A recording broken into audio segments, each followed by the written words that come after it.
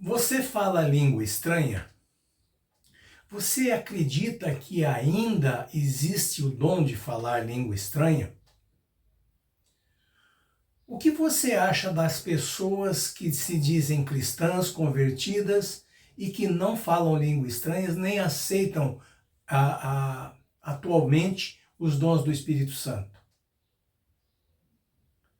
Você acredita que essas pessoas que não aceitam os dons do Espírito atualmente e que não acreditam no falar em línguas, você crê que essas pessoas estão verdadeiramente convertidas? Isso é o que nós vamos ver logo após a vinheta, ok?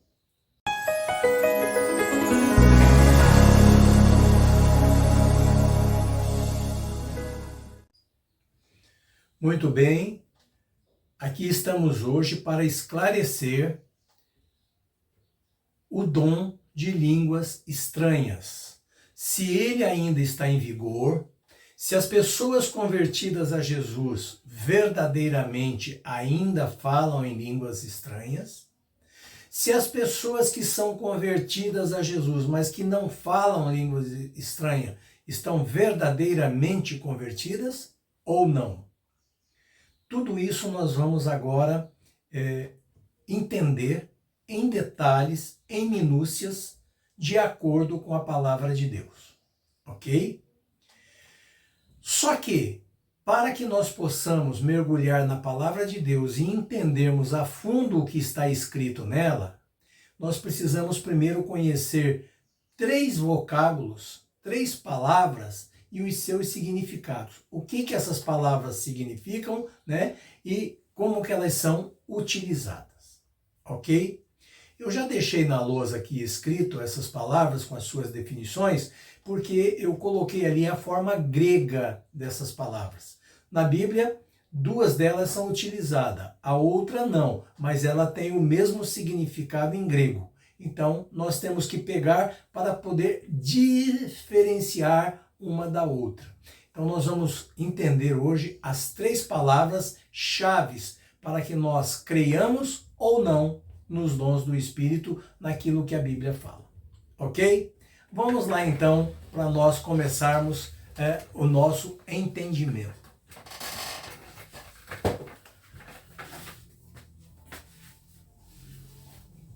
A primeira dessas palavras que nós precisamos conhecer e entender é xenoglóssias.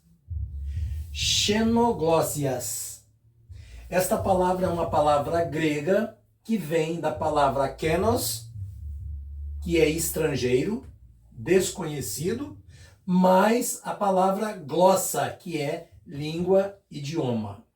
Então, xenoglóssias, ou kenoglóssias em grego, significa falar uma língua, um idioma estrangeiro que não se conhece. Então, quando eu, de repente, começo a falar alemão, e eu não conheço alemão, não sei alemão, mas eu começo a falar em alemão ou escrever em alemão, eu estou utilizando xenoglóssias. O que está acontecendo é xenoglóssias. Porque eu estou falando uma língua real, uma língua existente, um idioma atual que eu não conheço, mas que, por uma força sobrenatural, eu estou falando naquele momento aquele idioma. Então, xenoglóssias é falar em línguas reais, em idiomas estrangeiros reais, existentes tanto no passado como atualmente. Em paralelo a xenoglóssias, nós temos glossolalia. E glossolalia é outra palavra grega que vem de glossa, que é língua, idioma, como nós já vimos acima, mais lalia, que é fala ou tagarelice. Então, quando eu uso glossolalia, eu estou falando ou tagarelando continuamente um idioma que eu não conheço, que não existe real, que não existe na realidade. É um idioma estranho que não é comum das nações. Então, quando eu falo uma língua estranha, que não é comum das nações e que ninguém me entende quando eu falo, a não ser que tenha alguém que tenha o dom de interpretar. Então eu estou usando glossolalia no grego. E tem ainda a palavra dialecto. A palavra dialecto é uma língua própria de uma nação. Então, quando eu me refiro a um dialecto, eu estou me referindo a uma língua própria de uma nação ou a uma variação desta língua dentro da própria nação, que daí é mais especificamente um dialeto, né? É um dialeto daquela língua. Mas a palavra dialecto, em grego, ela significa a língua própria de uma nação. Muito bem. Eu conhecendo o significado dessas três palavras gregas, xenoglóssias, que é falar uma língua estrangeira, porém uma língua real, uma língua de nação, um idioma existente, ou que já é do passado, já não está mais em uso, mas que era real e existente. Ou glossolalia, que é falar uma língua desconhecida, que ninguém entende, não é uma língua de nação real, é uma língua estranha, por isso ela é chamada de estranha. Ela não é apenas estrangeira, ela é uma estrangeira estranha, porque ninguém conhece, ela não existe na realidade. E só quem vai entender é se alguém que tiver o dom de interpretar estiver do meu lado e interpretar o que eu estou falando. Isto é glossolalia. Agora, evidentemente, é possível que em algum momento, até mesmo na Bíblia, se use uma pela outra. Na realidade, nós não encontramos, pelo menos eu não me lembro de ter visto no grego, na Bíblia, a palavra xenoglóssias, mas ela tem esse significado direto de falar uma língua estrangeira existente. O que a Bíblia nos apresenta é a glossolalia, que é a língua estranha, que as pessoas não conhecem, não entendem. Quando eu falo, ninguém entende. Muito bem, conhecendo esta diferença e sabendo que a Bíblia usa glossolalia e usa também dialecto, nós vamos agora ver os textos bíblicos que nos trazem a revelação de que se esse dom é realmente um dom verdadeiro ou não. Muito bem, quando nós pegamos em 1 Coríntios 12:10, nós temos Paulo ensinando o seguinte. Ele está falando dos dons, ele está apresentando ali 9 dons, e dentro desses dons ele apresenta o dom de falar línguas estranhas. Então ele diz, depois dele dizer vários dons, primeiro ele diz, e a outro a operação de maravilhas, e a outro a profecia, e a outro o dom de discernir espíritos, e a outro a variedade de línguas, e a outro a interpretação das línguas. Então veja que ele está falando aqui, quando ele diz variedade de línguas, ele está dizendo glossolalia, que é uma língua que ninguém entende. Ele está se referindo à glossolalia e não a xenoglóssias. Ele está se referindo à glossolalia. Então, é uma língua estranha, não é uma língua estrangeira. É uma língua estranha. E a outra é a interpretação desta língua, destas línguas estranhas. E também aqui onde Paulo fala a variedade de línguas, o termo grego que está ali é geniglossis, gleniglossa. Esse termo gleniglossa não significa realmente a variedade de língua, mas é como se fosse a geração de línguas. Então, está se gerando uma língua estranha pelos dons do Espírito Santo. É isto que está sendo dito em 1 Coríntios 12:10. Muito bem. Quando eu vou ainda no 1 Coríntios, no capítulo 14, nos versículos 2 e 4, eu encontro ali Paulo dizendo o seguinte, porque o que fala em língua desconhecida, olha bem, lá está a glossolalia, língua desconhecida. O que fala em língua desconhecida não fala aos homens, senão a Deus, porque ninguém o entende, e em espírito fala mistérios. O que fala em língua desconhecida edifica a si mesmo, mas o que profetiza edifica a igreja. Então veja que Paulo está dizendo que quando alguém fala em língua estranha, em glossolalia, ninguém o entende. Porque em mistério ele está falando com Deus.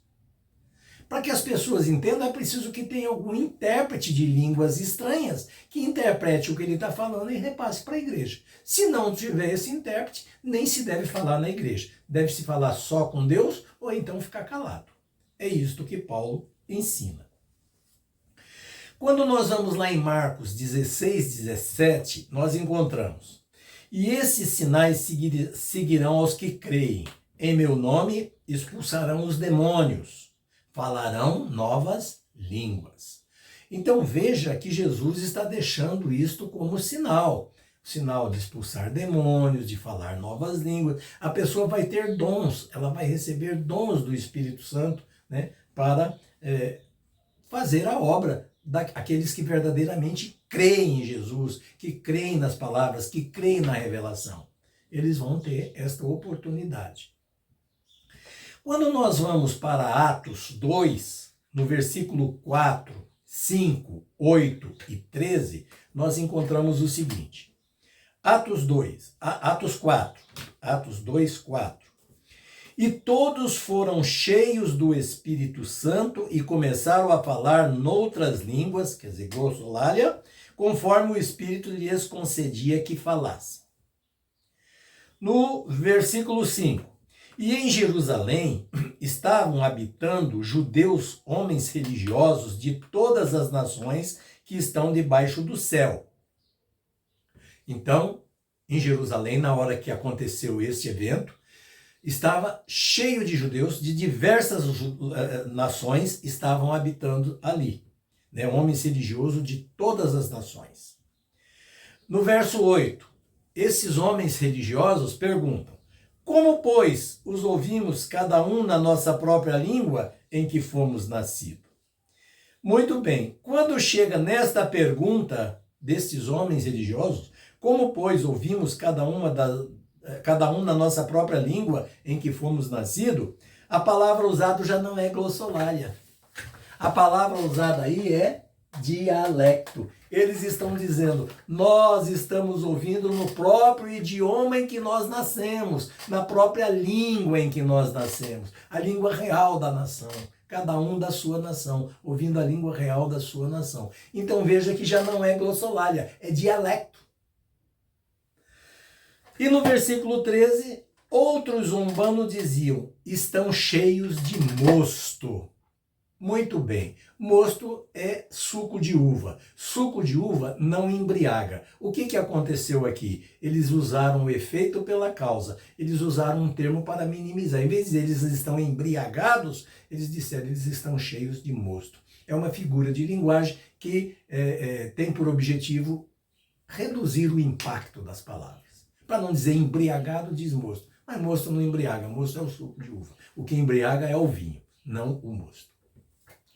Nós temos um vídeo no canal que explica em detalhes o vinho bíblico, do Antigo e do Novo Testamento. Se tinha álcool, se não tinha, é só você dar uma passadinha lá que você vai encontrar.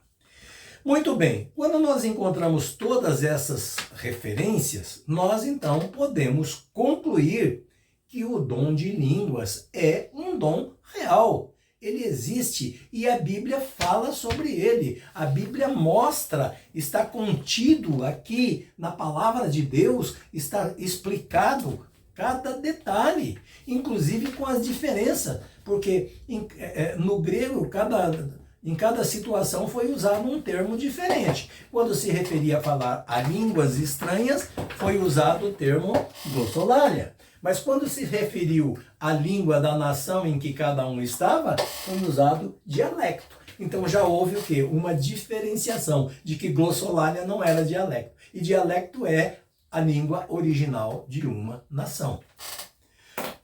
Muito bem.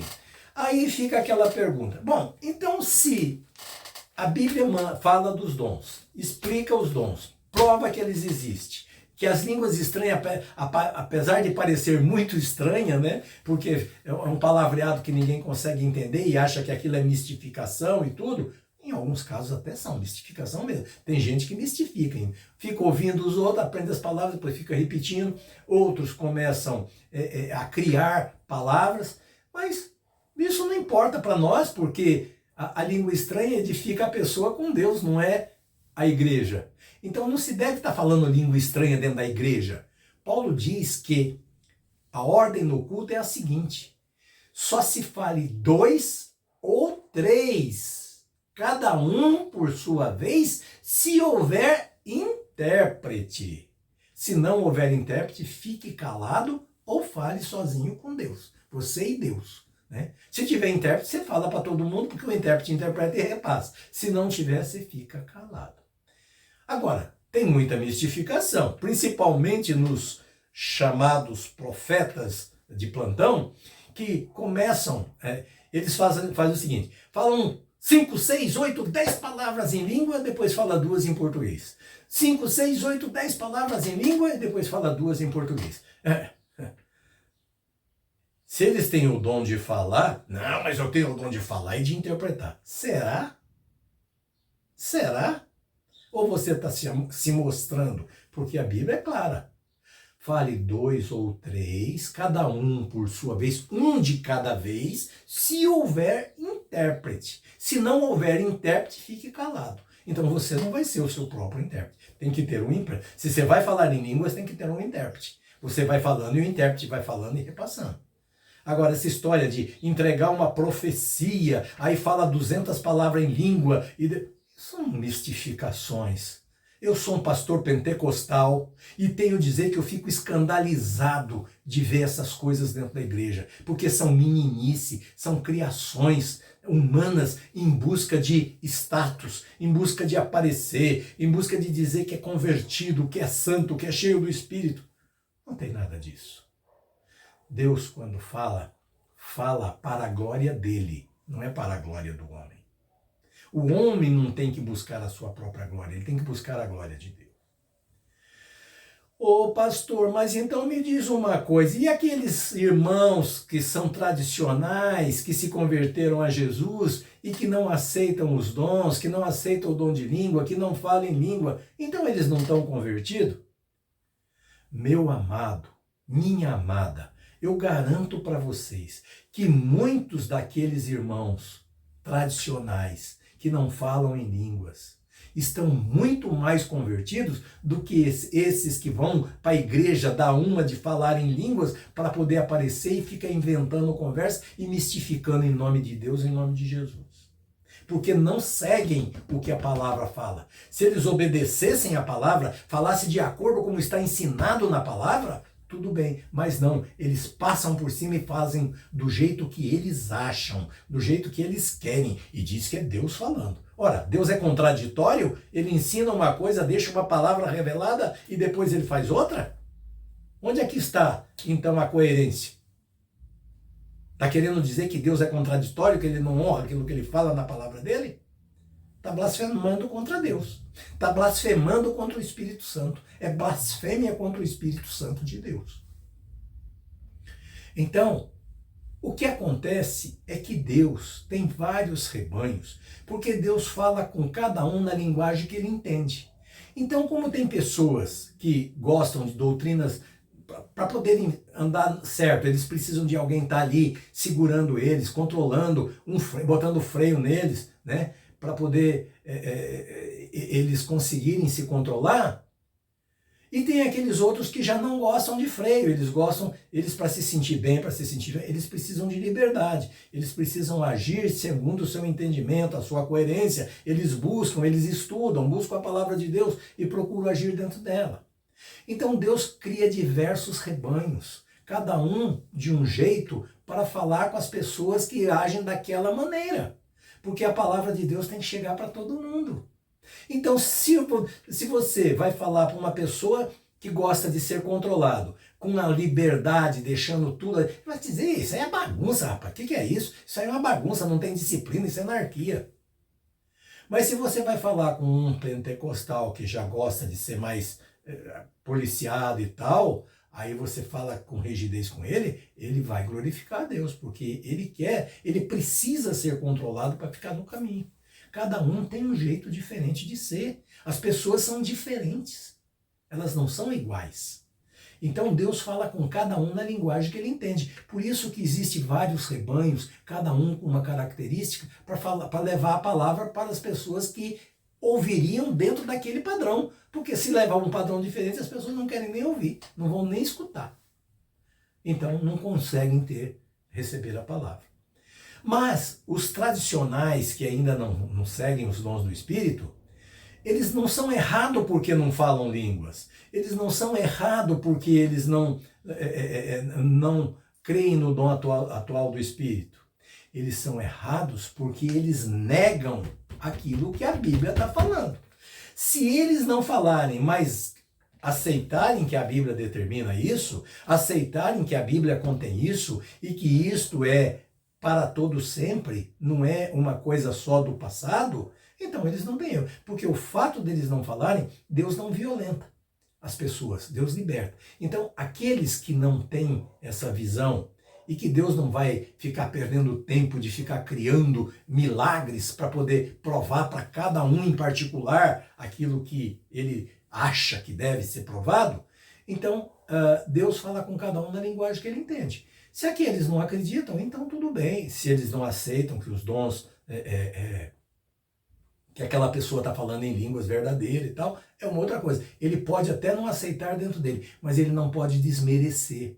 Ele não pode agredir, ele não pode dizer que as pessoas estão mistificando porque ele não sabe, ele não está dentro. Como é que ele vai julgar? O que a palavra de Deus diz? Com a medida com que julgardes, sereis julgado.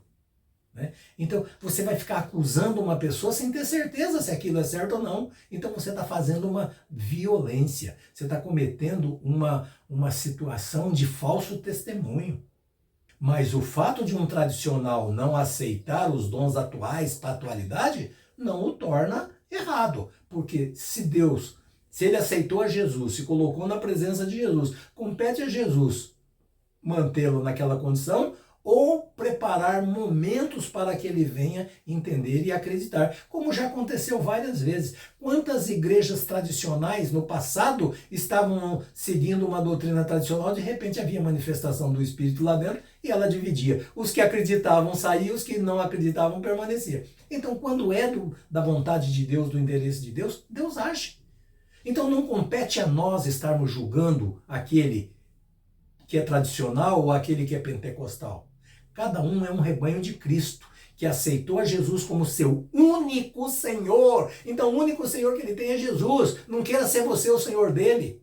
Ele tem Jesus como Senhor. E compete a Jesus julgá-lo, avaliá-lo, mantê-lo ou tirá-lo. Isso é competência de Jesus, não é sua. Isto precisa ser entendido. Amém, meus amados? Agora, como concluímos? Dom de línguas, dons espirituais aconteceram no passado, acontecem hoje.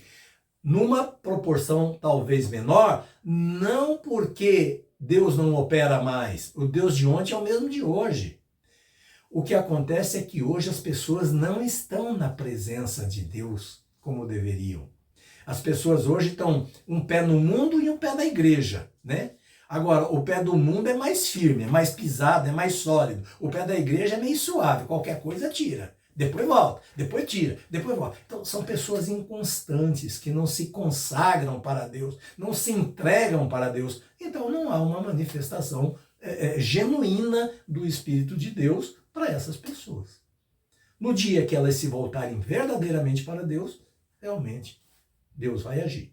Agora, quanto aos tradicionais, são rebanhos diferentes que Deus preparou para atender pessoas que não acreditam, como os pentecostais. Então eles estão ali preparados pelo estudo da palavra, pela busca da teologia, buscando entender a vontade de Deus e pregando para as pessoas dentro daquilo que é chamado coerência, transparência de conhecimento filosófico, religioso. E eles estudam e ensinam. E Deus opera neles através desses ensinamentos. Eles estão ensinando a palavra de Deus em busca de conhecimento e Deus está operando, dando a eles esse conhecimento. Já para outros que são mais dedicados, mais entregues à ação do Espírito, Deus opera, né, mostrando através deles que Deus está agindo na vida de cada um individualmente. É assim que acontece. Mas o dom de línguas estranhas é real. A Bíblia nos dá prova disso, como nós já vimos em todos os versículos que nós analisamos aqui. Agora, para encerrar isso, eu quero comentar a respeito de Atos 2, 4, 5, 8 e 13, que nós já vimos aqui. Quando a descida do Espírito Santo aconteceu, eram 12 apóstolos falando línguas. 12 apóstolos falando língua. E havia uma multidão de pessoas de nações diferentes. Então aquilo era um barulho ensurdecedor, um burburinho, os apóstolos falando em língua, cada um falando línguas diferentes ali, né? Só que eram 12. E ali tem uma multidão, e dentro desta multidão, cada um escutava na sua própria língua. Quer dizer, ainda que só tinha 12, vamos supor que tivesse 20 nações ali reunidas, mas só tinha 12 apóstolos falando. Os 12 falando ao mesmo tempo, não era um falando, não, eram os 12 falando ao mesmo tempo. E cada um desses 20 ouvia na sua própria língua. Como era possível? Só é possível porque o Espírito Santo agiu na vida de quem estava falando e agiu na vida de quem estava ouvindo. O Espírito Santo liberou dom de entendimento para as pessoas que estavam ouvindo, que diz que eram homens religiosos, né, de todas as nações. Então esses homens religiosos começaram a ouvir, entender na sua própria língua aquilo, a língua estranha que estava sendo falada por cada um. Não é porque eles ouviam na língua de nascença, porque eles ouviam na língua de nascença que era dialecto. Mas os apóstolos, os discípulos, estavam falando glossolalia. Eles estavam falando língua estranha e cada um entendia na sua língua original. Então, observe que ali o Espírito Santo atuou tanto em quem falava como em quem ouvia. E a prova disso, para encerrar, é que tinha outros que não entendiam. Vamos supor que houvesse ali 3.000 pessoas reunidas em torno, vamos lá supor, né? Então, 10% dessas pessoas, digamos lá, 300 pessoas, 2.700 pessoas estavam entendendo nas suas próprias línguas. E 10%, quer dizer, no caso 300 pessoas, não entendia nada. Estava totalmente perdido ali, achando aquilo uma palhaçada, como acontece hoje. Achando aquilo uma palhaçada. Então, o que aconteceu? Quando alguém perguntou, afinal de contas, o que está acontecendo? Esses que não entendiam nada diziam assim, zombando, eles diziam, liga não, eles estão cheios de mosto, eles estão embriagados. Era 9 horas da manhã e o cara dizendo que eles já estavam embriagados, né? Então, note que o Espírito Santo atuou para uns que estavam falando, atuou para todos os que estavam falando, para a grande maioria dos que estavam ouvindo, mas deixou de atuar para outros. Então, quando aqueles não conseguiram interpretar as línguas, entender na sua própria língua, eles disseram que era embriaguez, porque eles não conseguiam entender nada, para eles aquilo era uma palhaçada. Mas a grande maioria existente, cada um estava entendendo na sua própria língua, 12 falando ao mesmo tempo. Então, observe que era a ação do Espírito Santo em quem falava e em quem ouvia. Por isso, o dom de falar e o dom de interpretar. Ainda que esse dom de interpretar tivesse sido só naquele momento, que era para a revelação do que estava acontecendo, que era cumprimento da profecia do profeta Joel. Ok, amados?